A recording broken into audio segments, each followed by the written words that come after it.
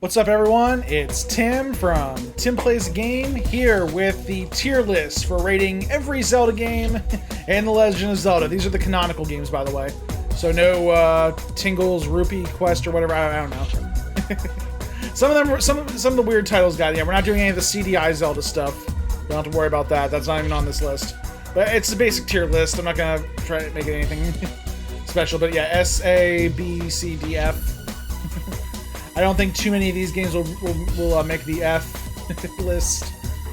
But here we go. Okay, first one. The original Legend of Zelda. This was... yeah, this is one of Shigeru... This is really one of the games that made Shigeru Miyamoto a household name. It was just such a good game, such an amazing thing that they did for the NES, which was a very basic, I don't want to say basic, for the time it was pretty revolutionary, but kind of, it could handle basic stuff.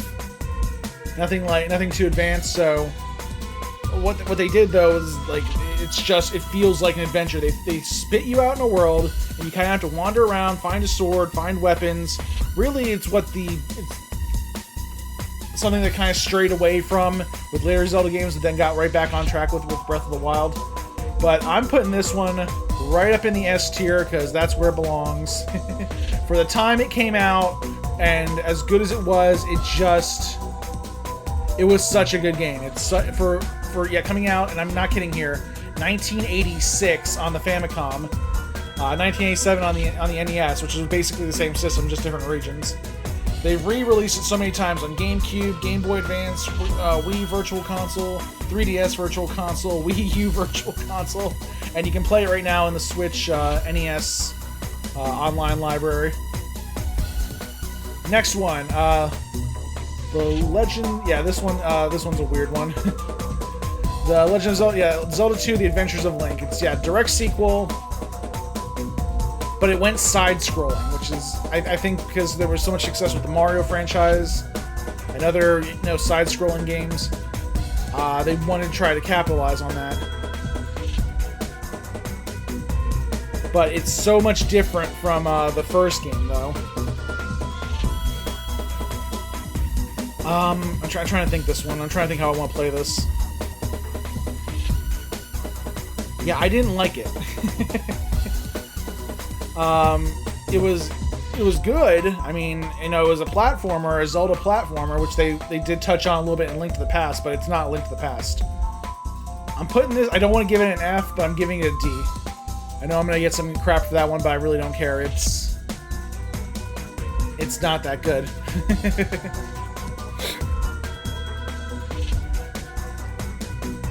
Now, one that is that good, Link to the Past. That's for the SNES.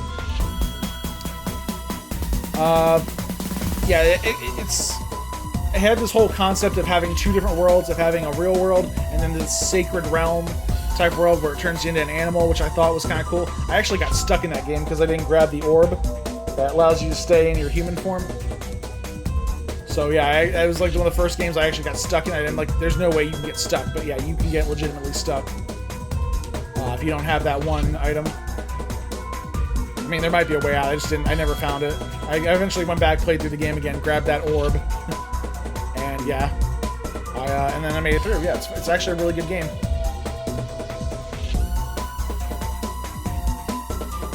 Now, how do I want to play it though? I'm not sure if it's as good as the original Zelda because it lets you explore, but at the same time, it kind of like disciplines you for going too far off the beaten path. But I'm gonna give it an A. I know I'm going to catch some crap for that, but yeah, really, an A seems like the way to go.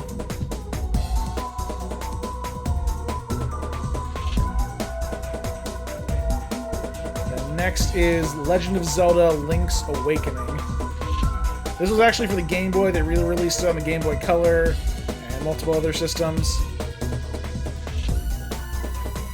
Yeah, this was good for a handheld console. I'm amazed they put this on the Game Boy. Link's Awakening DX on the Game Boy Color. They added, like color elements. But man, for the Game Boy though, if Tetris and Pokemon had never come out, this probably would have been the top-selling game for the Game Boy. I'm not sure. Don't quote me on that. Yeah, the cool thing about this one is that you can actually jump in this game. It doesn't seem like a big deal for most game franchises, but for some reason, like Legend of Zelda just like has had a hard time getting Link to just jump. So, but you do need an item. Yeah, you need the Rock Leaf or something. I remember one of the coolest elements of the game is that you can actually they released it on the they re-released it on the Nintendo Switch with way different graphics and stuff, but it doesn't compare to the original. Yeah, the original for the Game Boy, Game Boy, 93, that's when it came out. This was incredible. And just, having, there's, like I said, there's a way you can actually, like, steal stuff in the game from a store. But when you do that, you become labeled a thief if you do that, and then, like, everyone in town just starts to hate you. It's like, wow. It felt like a Twilight Zone type scenario, which was awesome. Which is awesome and scary at the same time, because I've never had anything like that before. So yeah, it was intuitive in there. I'm gonna throw that one in the S tier too. The reason I give it more over Link to the Past is because I think, honestly, the story was so good. Really, Link to the Past, it's like, Princess got kidnapped, blah, whatever. Go get her, boy. Ocarina of Time, ooh. Easily, in my opinion, one of the best games, well, actually, the best game for the N64, but one of the best, like, 3D Zelda games out of all the ones they've done. Especially for the time when it came out. This one didn't come out long. Well, it came out a little bit, like 5 years after Link's Awakening. Am I going to give you an estimate on the success? I'm looking at some statistics right here. Sold 7.6 million copies worldwide, and that was recorded in 2000. Yeah, that was like the Guinness World Record Gamers Edition for 2008. So it's probably sold more copies on Virtual Console, and I'm sure people have played it on the Nintendo Switch online. Yeah, a lot of these games, they're Zelda games, let's be real here, can be played on some of the Switch online stuff. Now, here's the thing. This is the first 3D Zelda game. Obviously, because of the times. N64 can handle that. The problem was, again, Link can't jump. I mean, you have to like run off an edge before he jumps. I remember like moving around was a little hard. Sometimes you have to like. I understand why they did this, but they kind of have to like, you have to like wait to attack. You have to wait to find an opening and then attack some of the enemies, like the wolves, the clams. Yeah, there's a bunch of. The Skulltula, you have to wait to attack. You can't just, like, swing wildly and hope to win. You actually have to plan out your attack. You have to wait for an opening, which is both infuriating and I feel necessary in a real battle, so I guess I kind of null and void that point. Amazing story, too. That's another thing. It has to have a better... really, the story is the cherry on top. But yeah, this game dragged me in. This game caught my attention. Again, it lets you explore, but there's no... I mean, the only real point to exploring is to find Skulltulas and heart pieces. I mean, that's good, but it's not like you need them. So it's a hollow victory, I guess, exploring. But I'm gonna put that... most of these are gonna make S tier, but yeah, Ocarina of Time definitely gets S tier. Now, Majora's Mask. I like the game. I like that it's a direct sequel to Ocarina of Time. I like that it stayed true to Ocarina of Time in a lot of ways. I don't love this game. I like it. I don't love it. Majora's Mask, it's good, but what they tried to do with this one is that it features two things. It features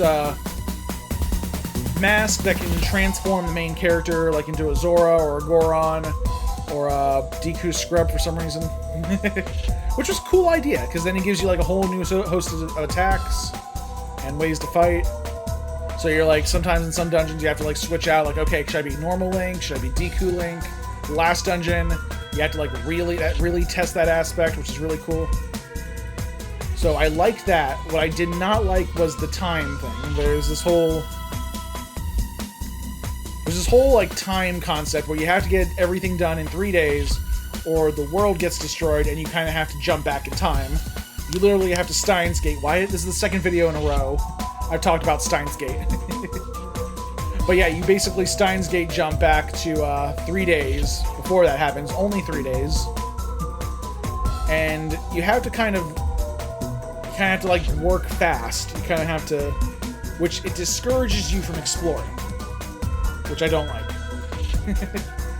The good news is you can find a song in the game to slow down time called the Song of Reverse Time.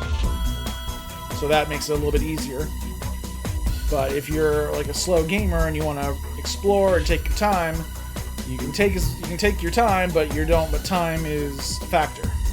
Time is not on your side. I did like that this game was a little bit more morbid than other Zelda games. Like, there are people who realize that things are they can't jump back in time.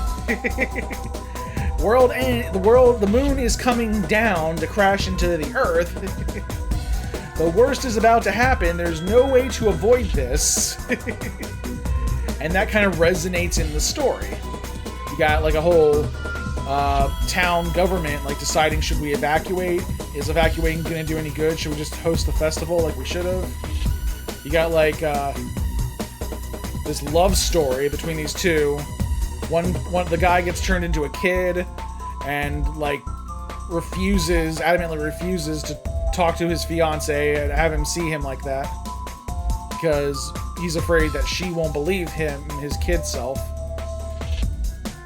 And yeah, you have to go through this it literally takes up the entire 3 days to go through this story and help them, but you do get a mask. So it was a good game, but I like it, I don't love it. It's a lot like Ocarina of Time. They had some other elements to it, they had some new enemies, which was cool, but a lot of the characters got repeated. I gotta give it an A, not an S, an A. Good game. Loved the story. Didn't like the time travel concept.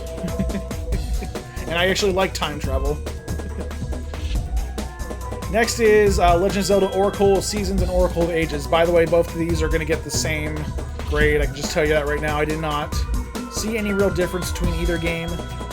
They were both very reminiscent of Legends of Zelda Link to the... Is it Link to the Past? No, it's... Oh yeah, both really, but yeah, Link's Awakening. That's what it reminded me of, Link's Awakening. But they were for like the Game Boy, I think Game Boy Color. Yeah, they were released for the Game Boy Color. There's a very cool element in there where if you complete both games, you get a code. And if you enter that code in one of the games, you get to take on a third part of the story, which was really cool. I'm like, oh my god, that's so cool how both games can kind of sync up like that. Very fun game. It was actually developed in conjunction with Capcom, which is interesting because that wasn't a thing in other Zelda games, I believe. So Capcom had a hand on this one. Both stories were great. Both games were great. I kind of felt like they were a little short, though, compared to other Zelda games. I feel like they kind of split focus between both games. And I would just, I mean, obviously you can only put so much in a Game Boy Color game. But yeah, there was that feeling like it might have gotten over with too fast. I remember I actually rented this game from Blockbuster, and they gave you like in the Blockbuster video. You youngins have no idea what I'm talking about, but I was allowed to rent the game for a week, and I remember I actually completed the game in a week, which was something I don't usually do because I like to explore. I like to take it all in, but yeah, it felt like a short game to me. Very good game. So,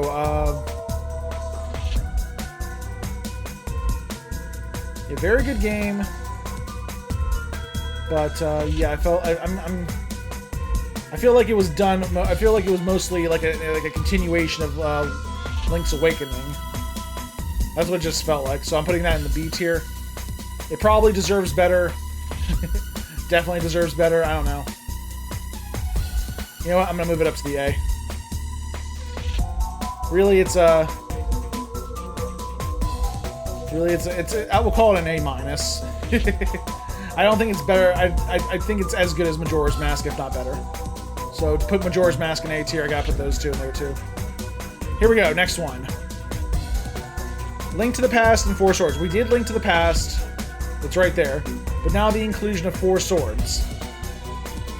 So yeah, you have a 4-player mode, but this is on the Game Boy Advance. Now on the Game Boy Advance, you had to, if you wanted to connect with other people, basically it was a 4-player mode, and you could connect your Game Boy Advance with other people, but you had to have link cables. Now, link cables was something they experimented with the GameCube. You didn't have, like, wireless connection, no. You had to connect it with a physical cable. And they did that with the Game Boy, where 2 people could link up and, like, trade Pokemon and stuff. But with the Game Boy Advance, they decided to take it a step further. And they had a link cable with, like, 2 cables that could connect in this little, like, intersection piece. So if you want to, you can connect 2 games with the link cable. If you wanted 3 people to play, well, now you need 2 link cables. You connect the 2 Game Boy Advances with the link cable, then you connect the other link cable into the little insertion piece, and then you connect that cable to the 3rd Game Boy Advance. And if you want 4 people to play this game, which is what the whole freaking point, to get 4 people, you need 3 link cables and 4 Game Boy Advances, and I think they each needed a copy of the game. So 4 copies of freaking Link to the Past and Four Swords, and the 3 link cables, and the 4 Game Boys, and and then you had to connect everything together in this weird spider web, and then, and only then, can you play the game. You'd think that wouldn't be a problem, but it was. I've seen playthroughs of the game. I did have the luxury of being able to play this game eventually. But for the time being, for the life of me, I had friends. We did not all have link cables. We all didn't all have the game either, so I really wanted to try this. I think you could play it with 3 people, I'm not sure. Or 2 or 3 people. Yeah, it was a decent game, but it had Link to the Past on it, but again, that's just a re-release. But you needed so much to enjoy this other aspect of it. Which was fun. It was a fun game, but it's asking a lot. You know, it shouldn't be this complicated, which it was, so I gotta give it a B.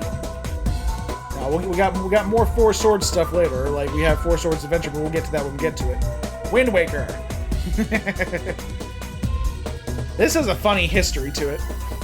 Okay, I want you to picture the Nintendo 64 Ocarina of Time. Now, pretend like you're at E3, after, on the same day that the GameCube gets announced, and they show you this amazing trailer for a Zelda game with way better graphics and like Link fighting Ganondorf, and it's like, oh my god, this looks so good. The next Zelda, and the thought that you just hold in your head for the longest time is that the next Zelda game is gonna look amazing. And then you get Wind Waker. You get this cartoonish looking thing that just, what's the right word here? It's such a letdown. It was a complete letdown. Was it cell shaded, I believe? I might be wrong. Let me make sure I'm using that right. Yeah, cell shaded graphics. It's complete, like, some kind of weird anime style. It's like designed to reach a wider range of age groups. Like that was their excuse. Not a bad game. Here's the thing. But that's the thing. That's what drove people away from this game. They were like, no, that's not what I wanted. try again. Yeah, so that was like the basic reception of it. But other than that, though, it was a really good game. This is a really good Zelda game. The whole thing is basically you have the Wind Waker, this item that controls the direction of the wind, and you're sailing across a world, which is mostly ocean, to get to islands, to rescue your sister, and then save the world. And it was good because it felt like a real adventure. You're like traveling. There's no...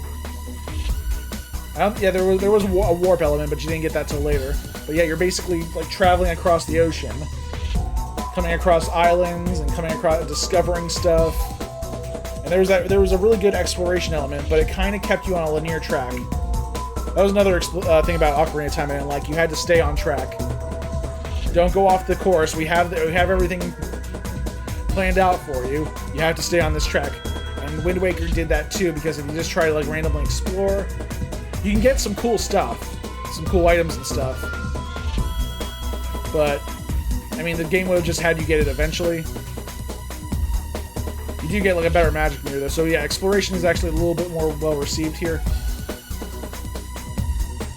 But again, this was the GameCube. This was like their next big Zelda game, and it was good. It was really good. So I'm going to throw that one the A tier. I wouldn't consider it an S tier game. I guess at the time I just really wanted that other better graphics game, and I eventually got it with Twilight Princess. But for the next two games, let's go with this weird chibi style and see what happens. Next game, Legend of Zelda 4 Swords Adventures. You could use your Game Boy Advance with link cables can be used as a controller when using the Nintendo GameCube. Game Boy Advance link cable bundled with the game in North America. Oh my god. Stop with the link cables. But yeah, you can basically, I think you can just play with a regular controller. But basically, yeah, it was a whole adventure playing Four Swords on the GameCube. This is probably what they were trying to do with the original Four Swords when they did the Game Boy Advance Link to the Past. But this one was actually pretty good. I played it a few times.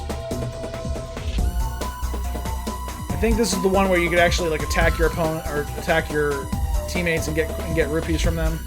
The problem was, yeah, you get this GameCube to GBA Game Boy Advance Link, and that was like the only thing you could use it on. They never really did anything else with it, to my knowledge.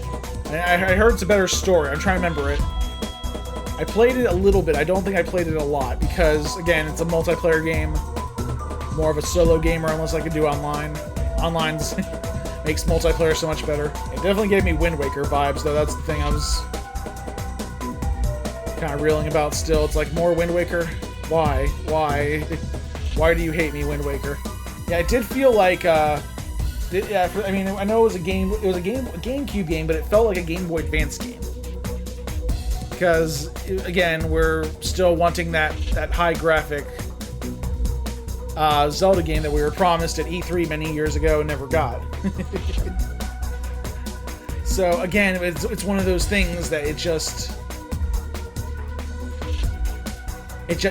did not. I don't think it warranted buying a GameCube game, which was like a $50 purchase. So I think you could play it alone. I'm not sure, but I think it was better.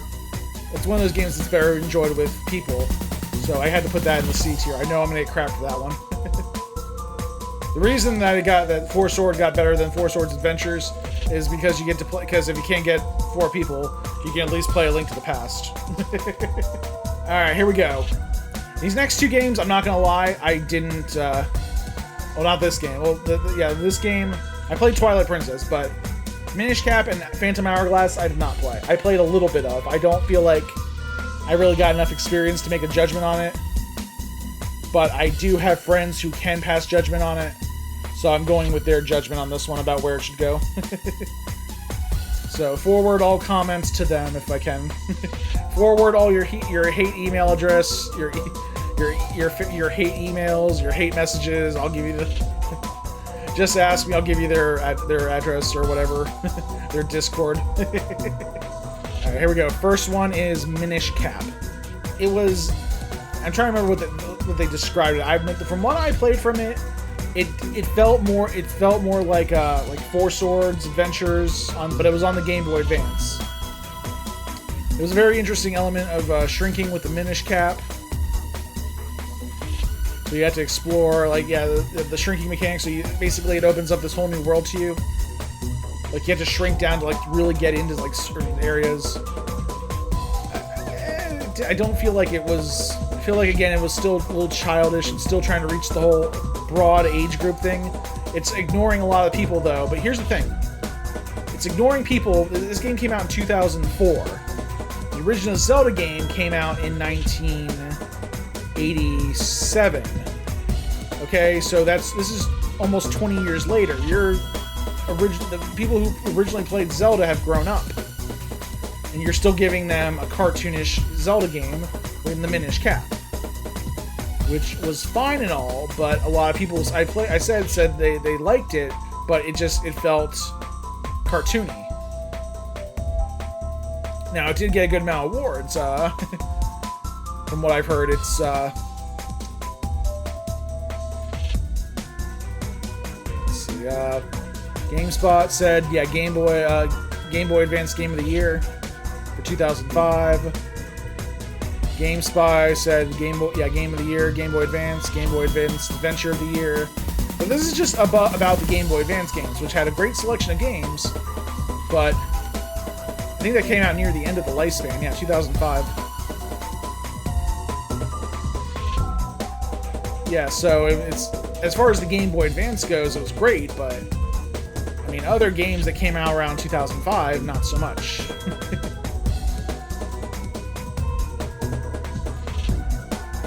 Ended up selling 1.676 million copies worldwide, so yeah, it sold well. From what I've heard, my friends are saying it's too short. Same thing with Oracle of Ages and Oracle of Seasons. A typical player can fly through the game's 6 relatively short dungeons in about 10 hours. Yeah, that's a quote from RPG Gamer.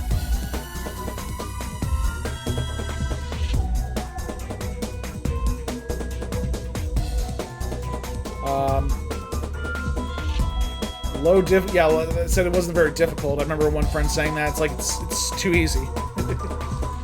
I mean, I guess that's good for people who are trying to complete it. It's not like I'd rather a game be too easy than too difficult. Because if it's too difficult, I'd rather it be too difficult than too easy. I'd rather it be too easy than impossible. So, yeah, that's why I'm leery about this game. So yeah, it was an interesting idea. I just don't think, but the general consensus wasn't implemented well. So this is a tough one. It was a good idea. It just didn't work very well. I gotta put it with Four Swords Adventures in GameCube again. We wanted a GameCube. We wanted a good GameCube Zelda game. We really did. All right, Twilight Princess. This one I loved. I said I didn't like Majora's Mask. I said I liked Majora's Mask. I didn't love it. This game, Twilight Princess, I loved. They actually delayed the release of it so it could be ported to the Wii as a launch title, which was a great idea because on the Wii you could swing the sword and at least have that. But again, with the Wii, it's just you're not really fighting. You're just you're just shaking a stick at your TV. So, I like that idea. I like what they did with it. I think you actually needed a nunchuck, so you could actually to parry attacks. You have to push the shield forward. That was a cool little feature. Using motion controls to control the game. But at one point you realize I don't need to put too much force behind it. You just be yeah. The graphics were amazing. The story was amazing. It was it was one of the big mechanics of the game was Link can turn into a wolf. Didn't try too hard on that one, did we? But no, it actually worked out really well. Because he's a wolf, he has the ability to track things with scents. Yeah, you can track the scent of something across a large terrain. You can like dig under certain places and get into certain areas that you wouldn't be able to as an adult, as a human. You had Midna, which was cool. They introduced the Midna character. Midna was like a crowd favorite after that game's release. And it actually, oh, here's the thing. It actually felt like a mature Zelda game. I've been saying all these games up until now had just like not grown up. They've been like childish kiddie games, and that. But the freaking Twilight Princess got a T rating, which was a huge step forward. Because it felt like, yeah, well, I mean, it dealt with characters dying. People dying. I mean, at one point they kidnapped children. Yeah, that's kind of hard. I mean, surprised that they were nice enough to give it the T rating, not anything more harsh. I mean, there's no blood in it, so...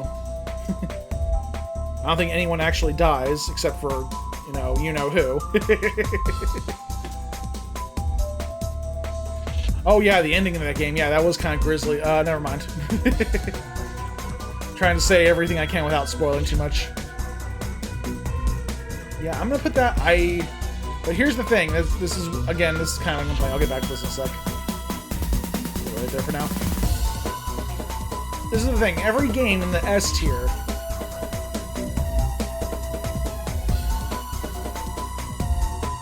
oh, hold on. I just realized I had that scrolled too far. Yeah, every game in the S tier has one thing in common that I like to keep, and that's the innovativeness. The thing they stepped away from they did something where they expanded on it. That was amazing. That was kind of a huge step forward. The original Zelda was a huge step forward for games. Link to the Past. That was Link to the Past? Not be sure about that. Link's Awakening, sorry.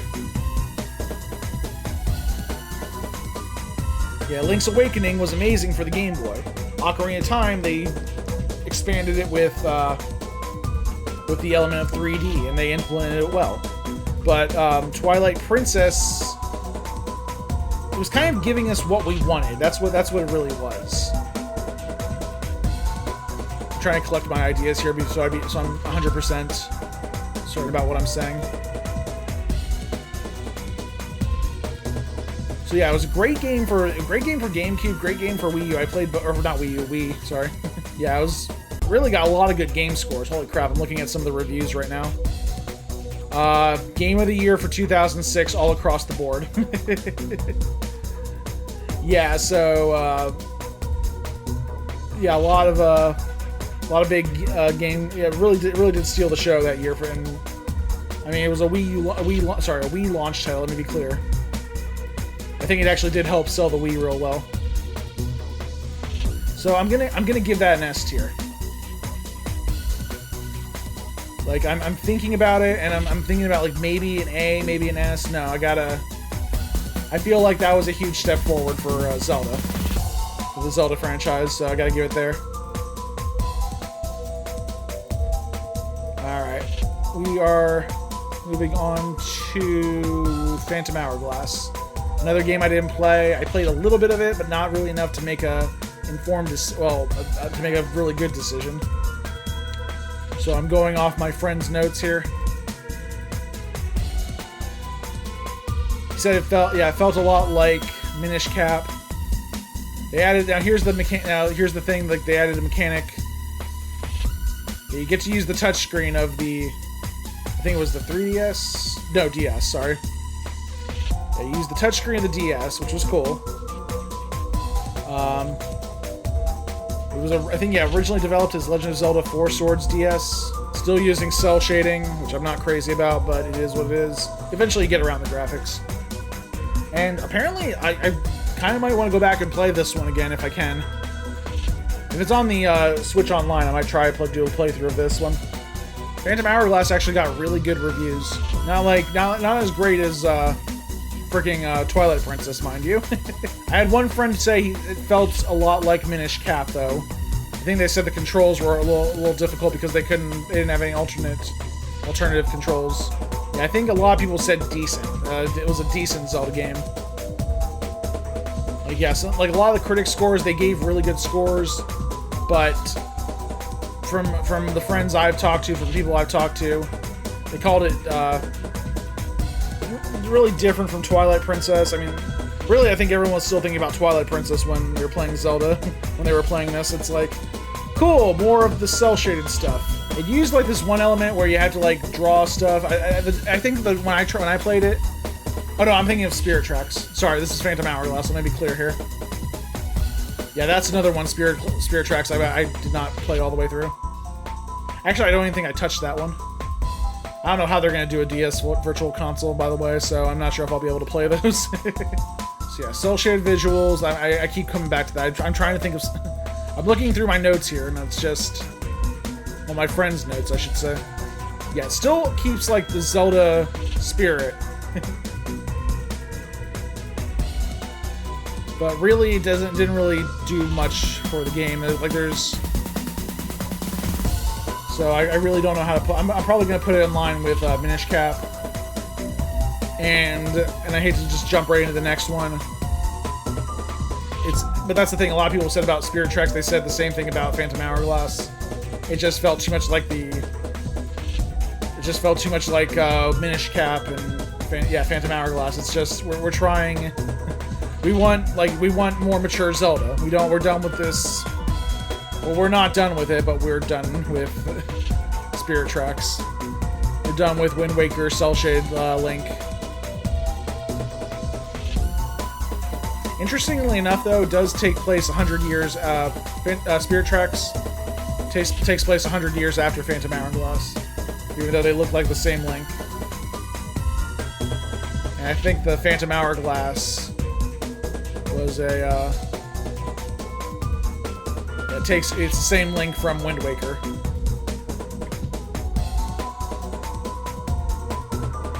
Yeah. Okay.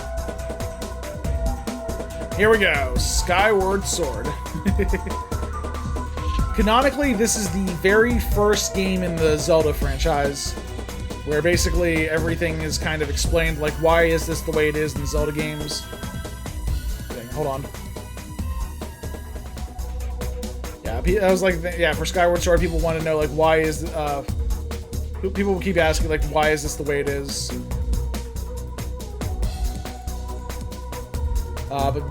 Skyward Sword basically explained a lot of the backstory, the Zelda lore. And yeah, this was for the Wii. I think it was for the Wii U too, wasn't it? Oh no, it went to the Virtual Console in 2016.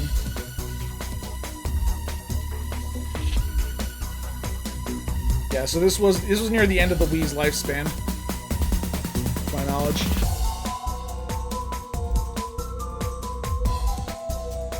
But yeah, basically, it tried to like really expand on the motion controls from Twilight Princess, where it allowed you like the way you held the sword was very important, and you had to slash in certain ways to beat enemies. I think there's like this eyeball doorkeeper monster where you actually have to like make the eyeball dizzy and twirl your sword around in order to confuse it so it will open the door for you.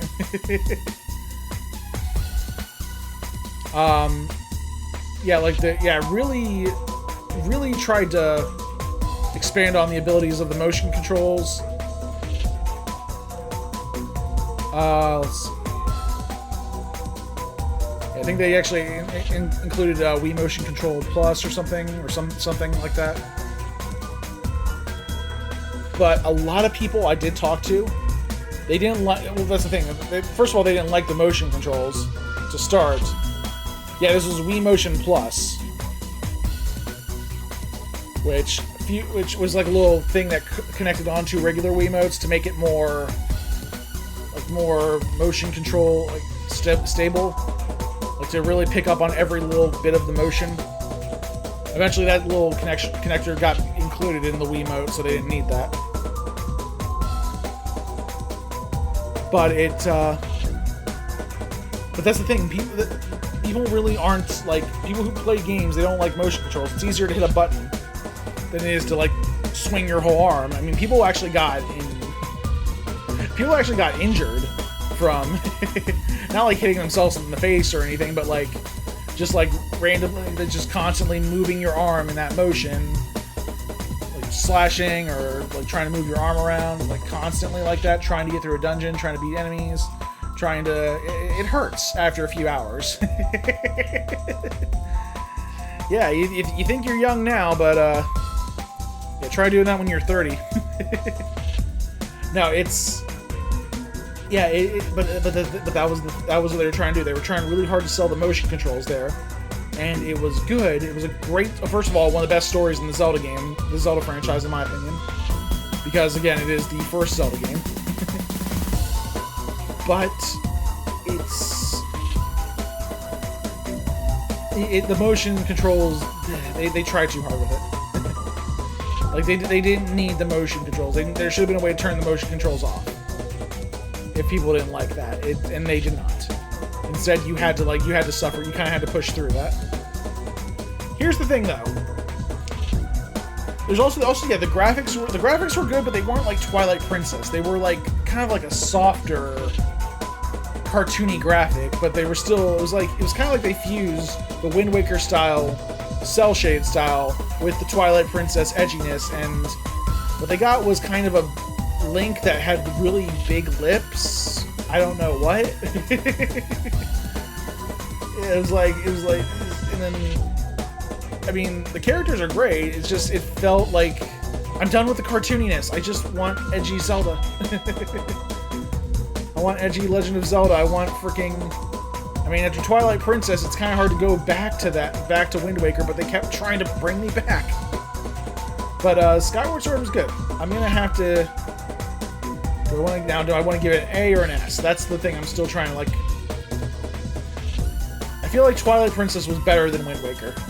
Better than Wind Waker, but better than Skyward Sword. Yeah, I'm gonna have to put well, that's the thing. It's a great story. It's a great game. I might leave it as an A. I'm thinking about bringing it down to a B. Give me a sec here. They did re-release it for the Switch.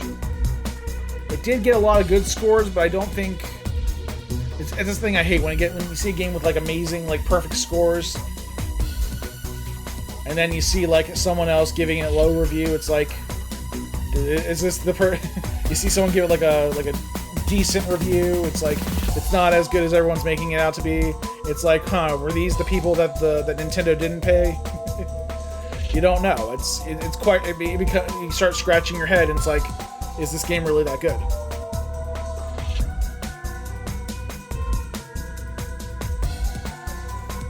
I think one of the reception. Some people said it was pretty well mixed. Bounce of innovation, balanced mix of innovation and classic Zelda gameplay.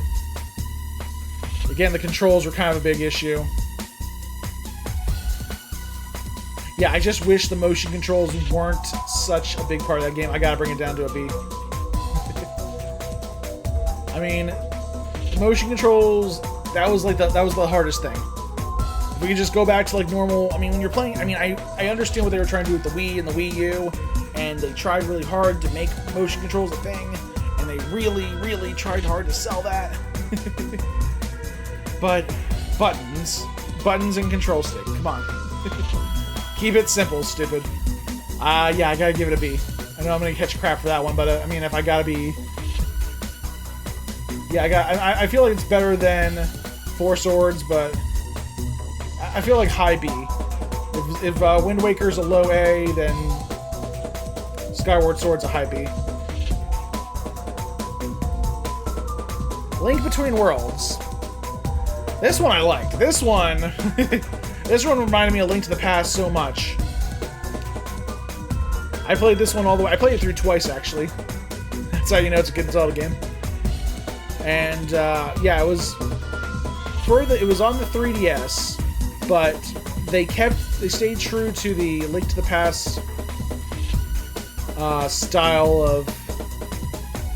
Yeah, it's a spiritual sequel, so it's not a direct sequel to Link to the Past. But they stayed true with A Link to the Past, with the way it was.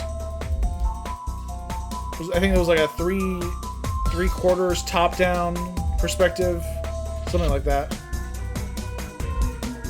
It's not like directly top-down, it's like three-quarters top-down.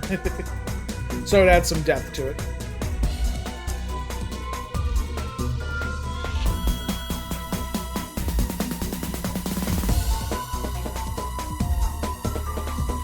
So basically in this one, you like the title implies, you're going between worlds. There's your world, and then there's the opposite world, or there's Hyrule, and then they actually called it Lowrule, so that you wouldn't be confused. But yeah, it was a very interesting game. So you go to Lowrule, and Lowrule is like, I'm not gonna say it reminded me a lot of the Sacred Realm from Link to the Past. And basically, yeah, it was basically, it's not like opposite world, it's just like a different world where, and I don't want to spoil too much, where things have kind of gone to heck. Now, truthfully, I think this game is better than Skyward Sword, but a lot of the reviewers don't agree. A lot of people who reviewed the game don't agree with me. But what they did here is they gave you didn't have to, like, in older Zelda games, you had to go back, you had to go through dungeons and find treasures, like the weapons and stuff that you could use to later fight the boss. This game did not do that. This game, they give you all the items to rent that you can eventually buy with enough rupees, and then you can just rent all them. And if you die, then all those weapons that you rented will have to go back to their owner. But yeah, you can basically get all the weapons and have that now. Just don't die. And then, or you could buy them. That would cost more rupees. Yeah, rupees were like a big deal. You need a lot of money in this game. But there are parts where it's easy to find money. So basically, you could just, like, yeah, you could rent the weapons. You could, like, take different weapons. Some of them were really good. Some of them were just nonsense. I think the sand rod I hated. Just because all you can do, it only works in areas where there's sand. Yeah, it was a very interesting game. I think there was, I'm trying to remember. Again, it's been a while since I played that game. I think the level difficulty was definitely stepped up from previous portable Zelda games, like Minish Cap, Spirit Tracks, Phantom Hourglass. I've heard those dungeons were very easy. I think the Link Between Worlds, yeah, when I played it, it made me feel like I had to think more. It's like, okay, this isn't working. Maybe I gotta go back and try doing things this way. Maybe I gotta backtrack here. Yeah, you have the ability to, like, crawl along walls as a painting, and it's like, okay, you can do that, but you gotta, like, start at, like, a higher point and then crawl all the way around the dungeon to get to this point. Like, that's the thing. It makes you think, I'm not saying outside the box, but more along the walls of the box, if that makes any sense. So, I'm going to give that one an A. I was trying to think, should it go into S? This one gets a pretty high A. Like, Wind Waker got an A. This one I feel is better than Wind Waker, but not quite Twilight Princess. Don't worry, I'm sure there's one more S game here. Alright, next one. Triforce Heroes. This one was, okay, so instead of like the original Four Swords, this one was, like, yeah, this was a 3-player game. But I think it only needed, yeah, it was for the 3DS, yeah, so I think there was a thing where only one person needed the game. I might be thinking about, like, an older Four Sword game. No, that was this one. This one, yeah, I think you only need one game. Let me be sure I'm right about that. Okay, so similar, yeah, so like Four Swords, basically players have to work together. Same concept there. They had like a totem pole function where you had to like use that to reach higher elevations or attack certain enemies. You could throw people across gaps. That was fun. You can craft outfits. That was, yeah, outfits were a big deal in that one because, yeah, and like the outfits give you like certain powers and stuff. It was a very interesting game, I think, and I'm not sure if you can play it solo or not. I actually, this is one of those games I did not get.